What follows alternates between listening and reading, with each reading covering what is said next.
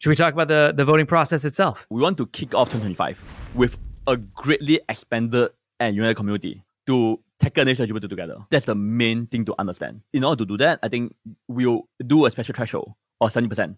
Means that if we don't actually get an agreement of 70% of the vote, we'll try again. If we just cared about getting it passed, if that was the only thing that mattered, keep it as the normal 51%, right? But that's not the only thing that matters. The thing that matters is that we're able to unify around this. We want like a clear supermajority of people to agree with this particular approach.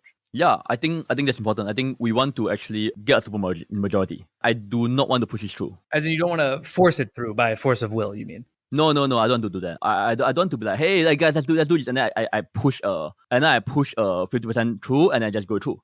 I don't do that. And also, importantly, we're going to phrase the question in a very genuine way. We're going to ask people, are they comfortable or not? And why is that wording so important, Meow? Why is that wording so important? If you just put yes or no, then people are saying that they might people just put yes. So I think changing wording, people think about it. The second thing is that I really, really want people to actually feel the feelings. And remember, these are the voters, by the way. So the voters actually have to decide how they feel. In this particular case, if less than 30% of the overall stake votes in it, then the vote doesn't even really count. Doesn't even happen, right? But assuming that 30% threshold is crossed, which it mostly has been because they're very engaged DAO, then the question is, of the votes that are cast, is it 70% or more of those voting in favor saying that they are comfortable? Only in that case. So somebody asks, what happens if 65% of people vote yes or vote that they are comfortable? Proposal will actually fail. I want a resounding answer.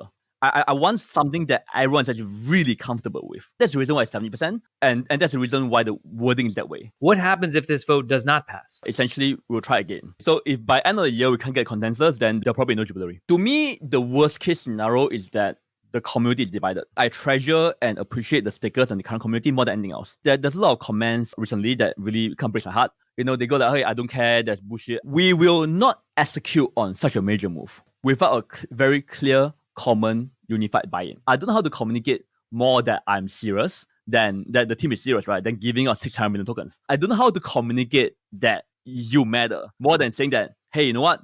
We are not going to do this unless you get a very, very, very clear buy-in. And it's my job and a team's job to prepare the proposal in a way that will actually get the buy-in.